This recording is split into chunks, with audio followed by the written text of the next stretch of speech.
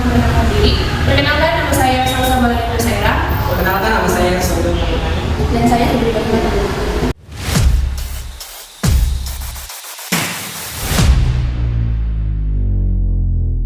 Baiklah, kita masuk dalam materi pertama, awal Pancasila. Pancasila berasal dari dua kata, bahasa Sanskerta Panja berarti lima dan sila berarti prinsip atau asas. Apabila diberi secara bahasa, Pancasila menjadi rumusan dan pedoman kehidupan berbangsa dan bernegara bagi seluruh rakyat Indonesia. Dan selanjutnya apa yang ditunjukkan, etika merupakan prinsip jiwa tanpa perasaan terhadap perilaku atau tindakan orang lain atau diri kita berdasarkan nilai-nilai yang berarti karena etika berasal dari kata etika yang berarti bisa menjalankan atau wajib. Dalam kesimpulannya, etika adalah fondasi utama yang melakukan interaksi dan komunikasi kita di era ini dilakukan dengan seluruh penuh dengan tanggung jawab dan rasa hormat terhadap kehidupan orang lain. Baiklah, sekarang kita masuk pada materi yang kedua, nilai-nilai dasar Pancasila. Yang pertama, ketuhanan yang Maha Esa, yaitu sila pertama, Pancasila menekankan kepercayaan dan ketakwaan kepada Tuhan Yang Maha Esa. Hal ini menjadi landasan spiritual bagi kita untuk berperilaku dan bersikap sesuai dengan nilai-nilai agama dan kepercayaan masing-masing. Setiap masyarakat harus bertindak dengan bijaksana, mempertimbangkan kepentingan seluruh masyarakat dan tidak mementingkan golongan tertentu. Nilai ini juga menegaskan bahwa keputusan bersama diambil melalui mufakat, bukan dengan suara mayoritas yang mengesampingkan kepentingan minoritas.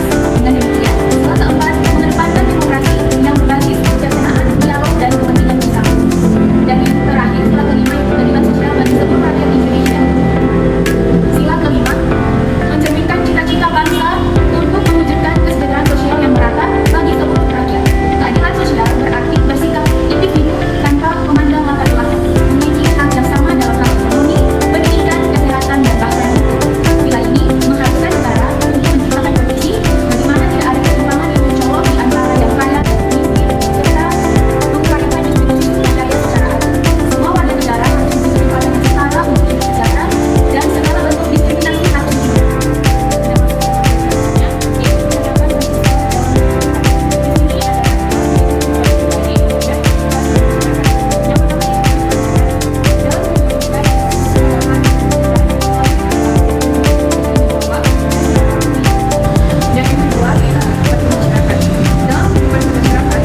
Pancasila dapat diimplementasikan melalui sikap saling menghormati, gotong royong, dan musyawarah untuk mencapai kesepakatan.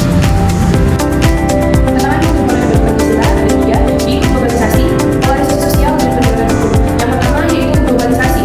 Perkembangan teknologi dan arus informasi global telah menciptakan tantangan baru dalam menjaga nilai-nilai Pancasila di tengah pengaruh budaya asing. Dan yang kedua, polarisasi sosial.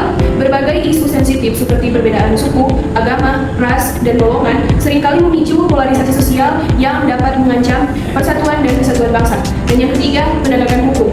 Upaya mewujudkan keadilan sosial dan supremasi hukum seringkali terkendala oleh praktik-praktik korupsi, penyalahgunaan kekuasaan, dan lemahnya penegakan hukum. Baiklah, sekarang masuk dalam materi peran generasi muda dalam memperkuat Pancasila. Satu, pemahaman mendalam. Generasi muda harus memiliki pemahaman yang mendalam tentang nilai-nilai Pancasila dan makna filosofisnya agar dapat menjadi agen perubahan yang efektif. Yang kedua, keteladanan. Generasi yang muda diharapkan dapat menjadi teladan dalam menerapkan prinsip-prinsip Pancasila dalam kehidupan sehari-hari baik di lingkungan keluarga, sekolah maupun masyarakat. Yang ketiga, kepemimpinan transformatif. Sebagai pewaris masa depan, generasi muda harus mampu mengembangkan kepemimpinan transformatif yang mampu menggerakkan perubahan positif berdasarkan nilai-nilai Pancasila. Kesimpulannya, yang pertama, Pancasila sebagai nilai etika. Pancasila menawarkan keseimbangan antara nilai-nilai spiritual, kemanusiaan, persatuan, dan demokrasi, serta keadilan sosial yang dapat diterapkan dalam kehidupan sehari-hari. Yang kedua, implementasi Pancasila.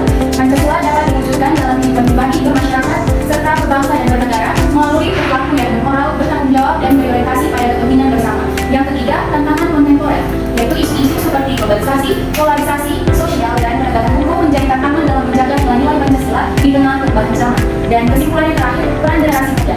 Generasi muda diharapkan dapat memperkuat pemahaman, keteladanan, dan kepemimpinan transformatif berdasarkan nilai-nilai Pancasila dan membangun masa depan Indonesia yang lebih baik.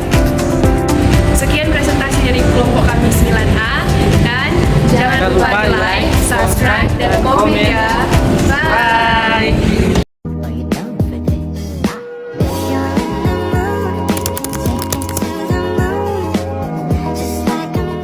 All you gotta do is just meet me at the ciripit, tulang bajing, kacapit, ku bulu pare sesegetna, cing ciripit.